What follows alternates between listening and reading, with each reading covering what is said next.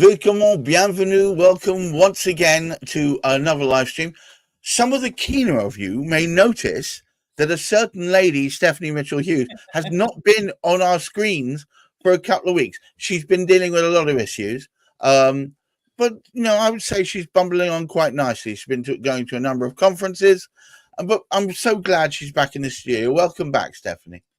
Thanks, Gareth. It's good to see you, and it's good to see everybody. I've been dealing with life issues, and we call that life happening. Life happens. Yeah, it has been. It has been. We are still, and I am, and I'm still navigating and trying to navigate my new normal without my brother.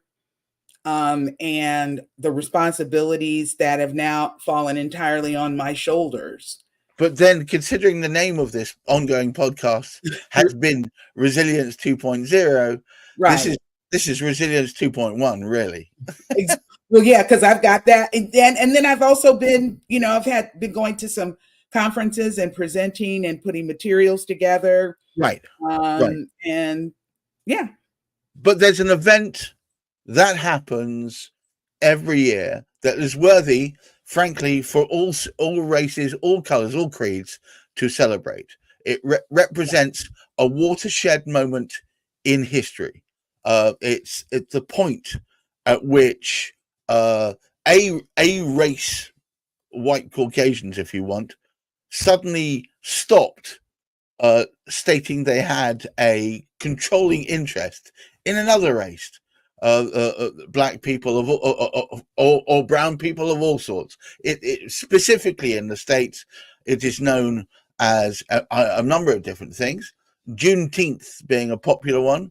I prefer things to say what they really mean. So Emancipation Day is a good one, or Black Freedom Day. It represents the point at which slavery was deemed no more. Now, it should be noted to one and all that it may have been deemed that way verbally and written.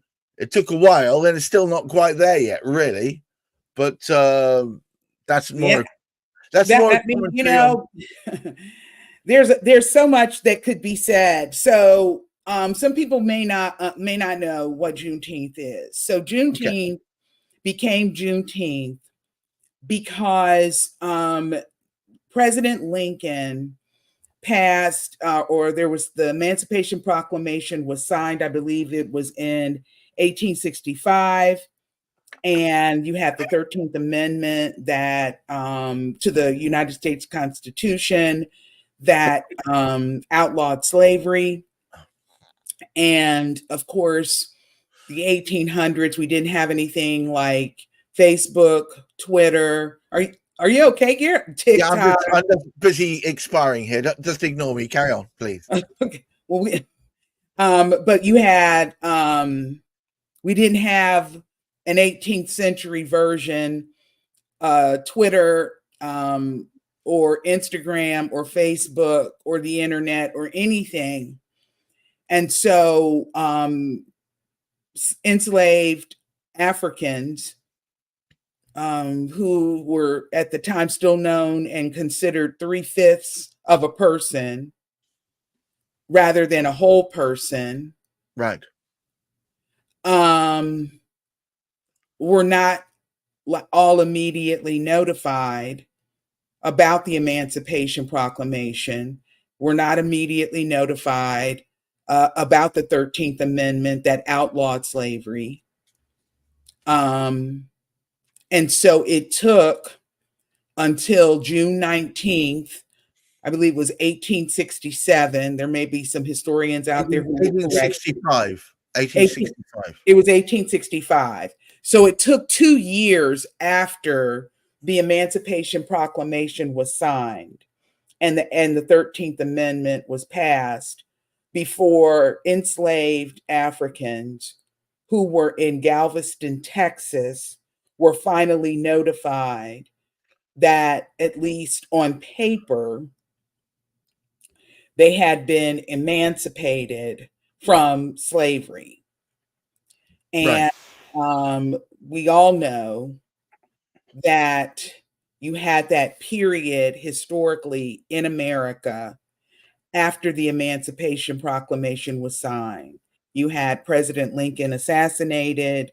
You then had President Grant, who initiated Reconstruction, the Reconstruction period, and put federal law officers, law enforcement in the southern states, which enabled Black people or Africans for the first time to hold elected office, to own property, to accumulate wealth.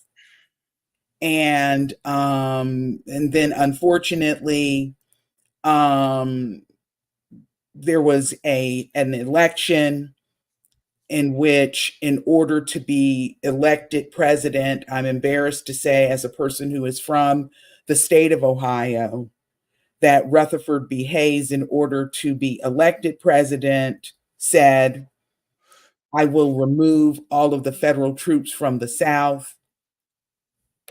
And that instituted post-Reconstruction and then subsequently Jim Crow, which remained in effect until formally in effect until 1964.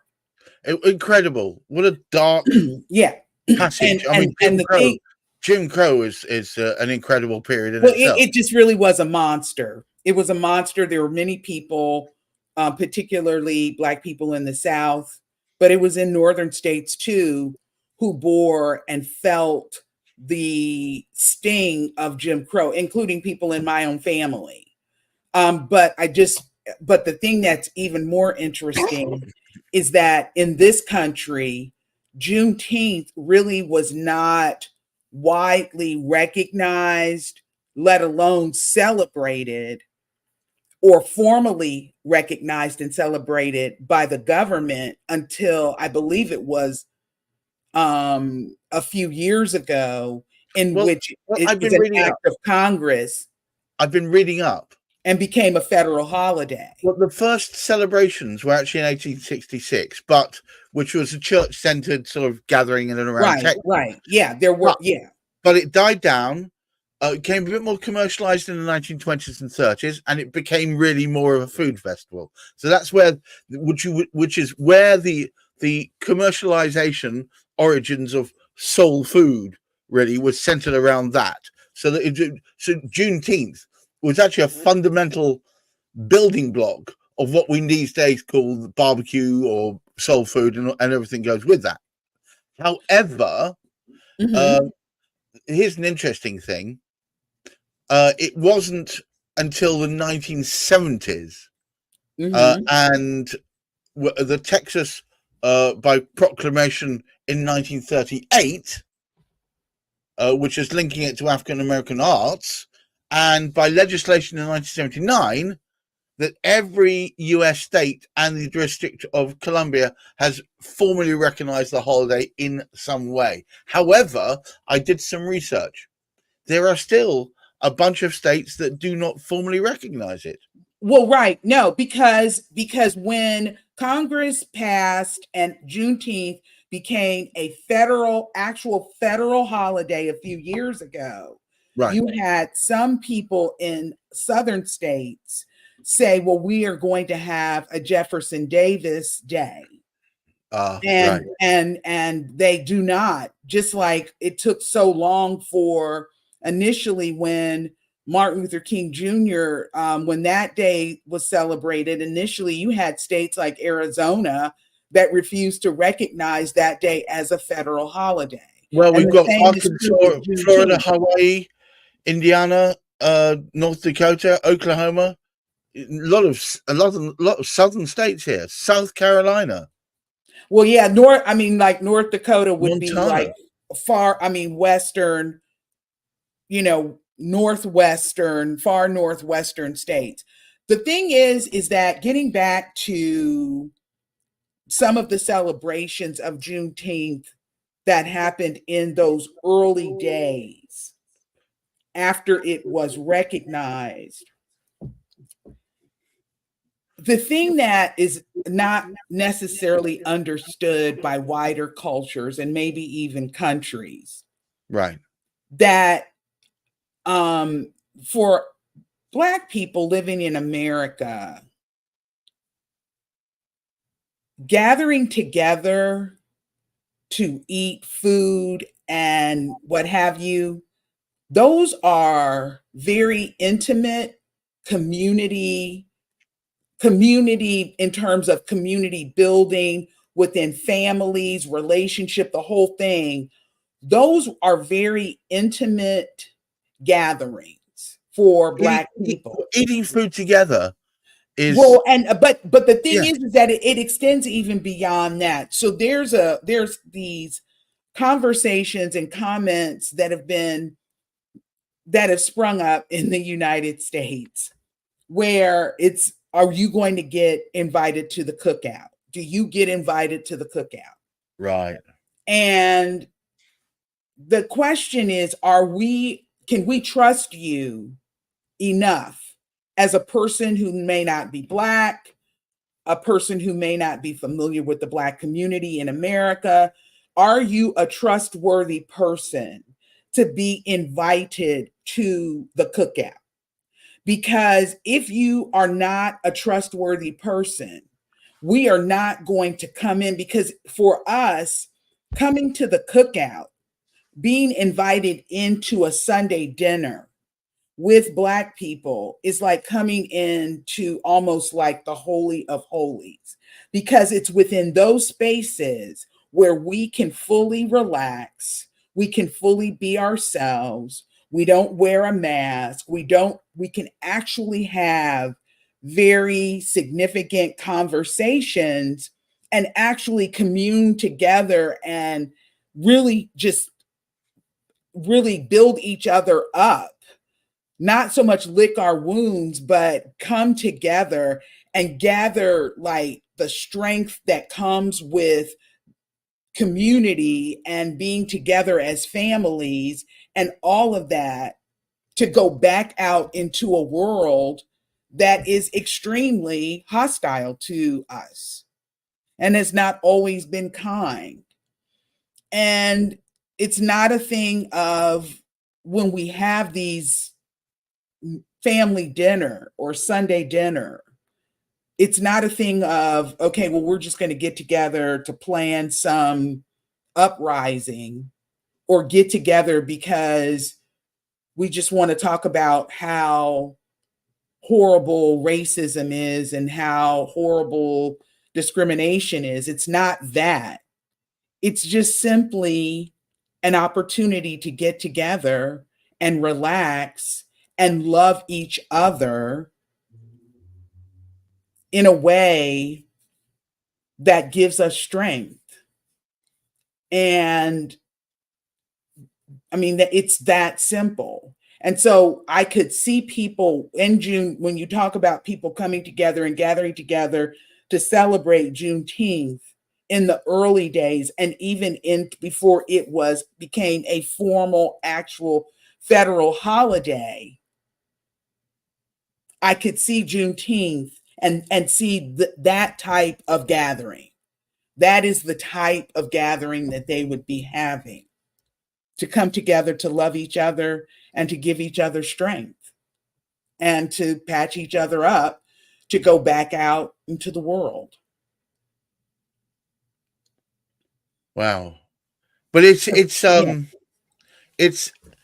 significant, not just because it means cessation of something. It's significant because it indicates a time for remembering not just the good stuff, but realizing where you came from. I believe, and I was reading originally, and I still think people do this, there's almost a pilgrimage to Galveston.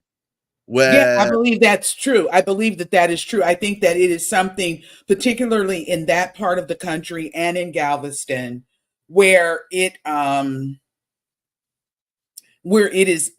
is significant, whether it's formally recognized by the government or not.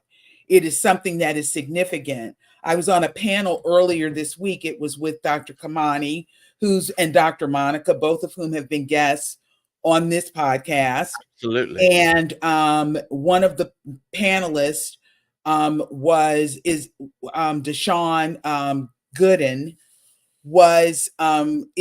she has family who's from Galveston. And talked about holds a very special place, I think, right. in all African American hearts, because it is that most significant event of the last 200 years in many ways. Right. But but the thing is that we are living, my grandfather used to say that there is nothing new under the sun. Well, he was probably right. And the older that I get, the more I agree with that.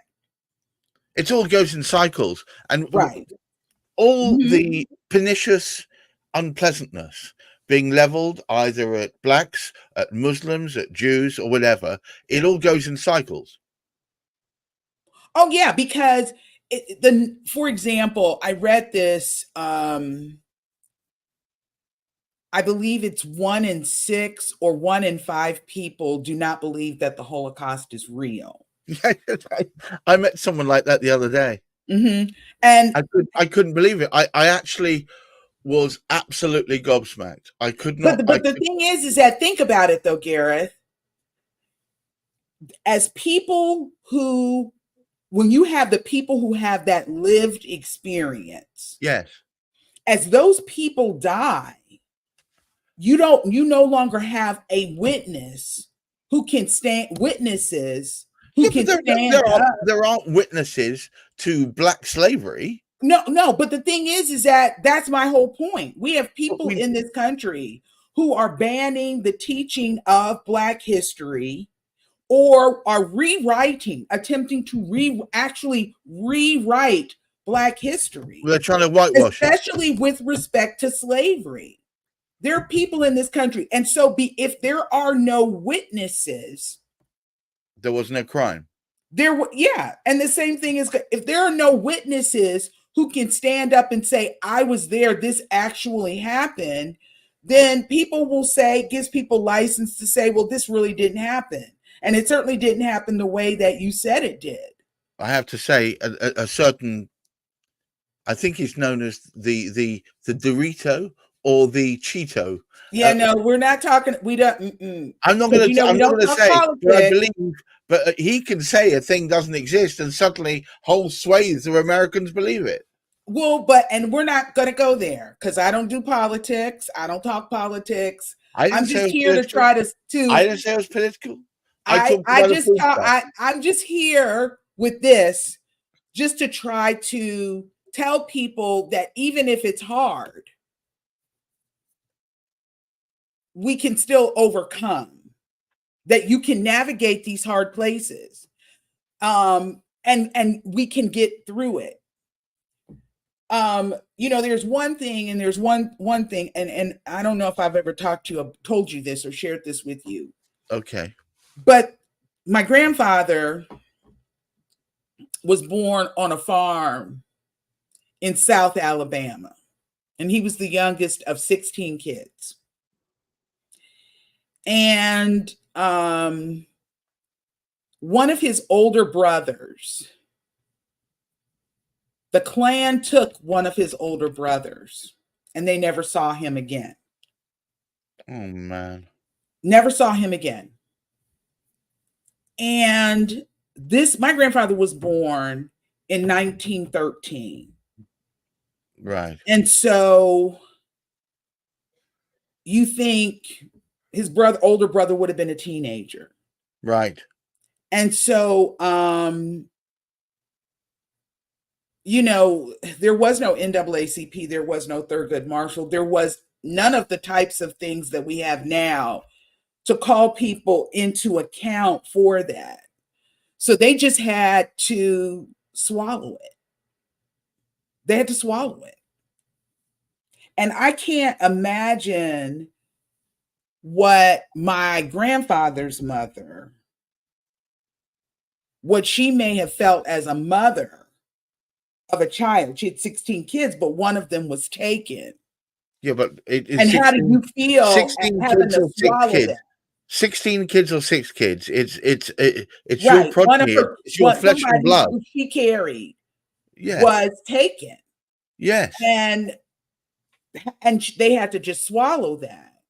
That's, and so, when you look at it within that context and you talk about things like Juneteenth and about emancipation and about all these types of things,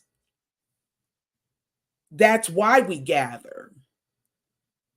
Because we have to support each other and we have to love each other and we have to build each other up and we get strength. There's so much power. There is connection. When there's food, there's connection. But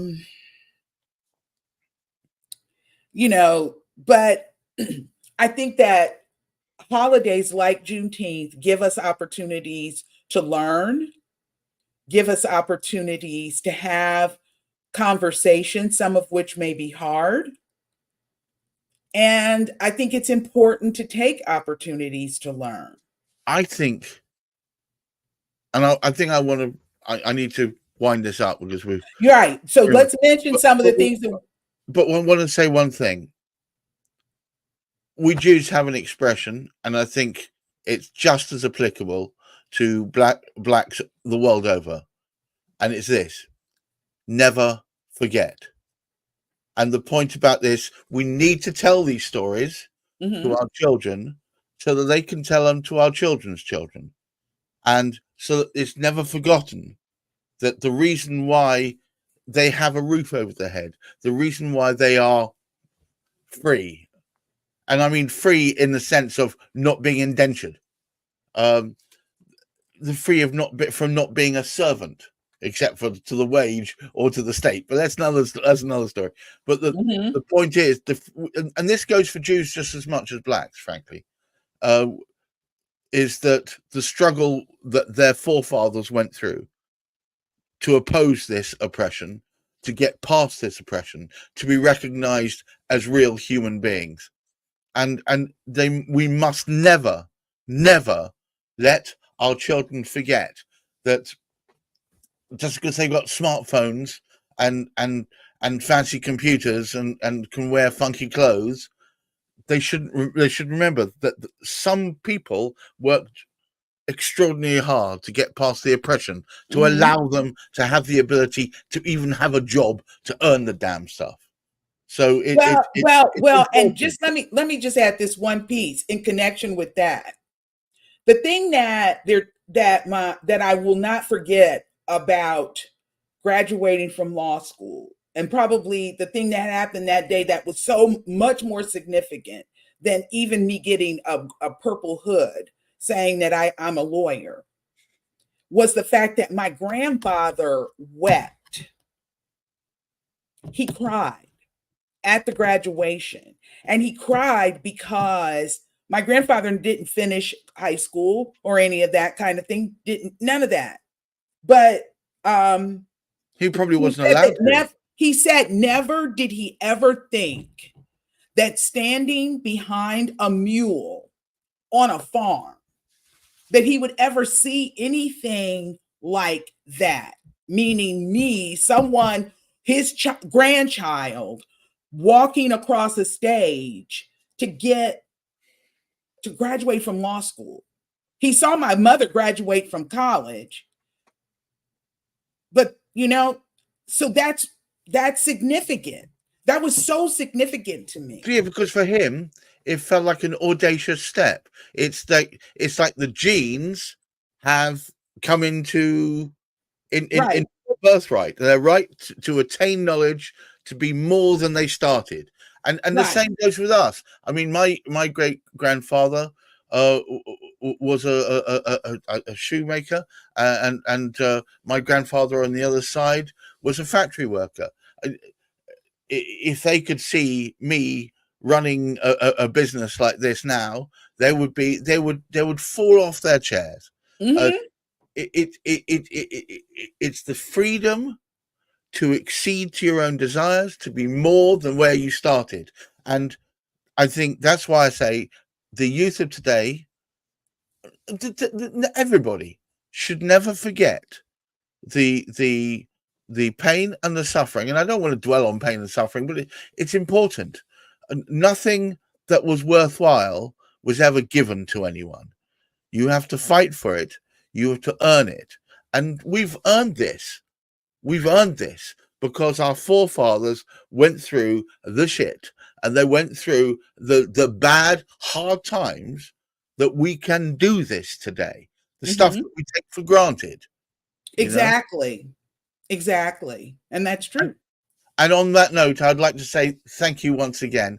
It's always a learning day.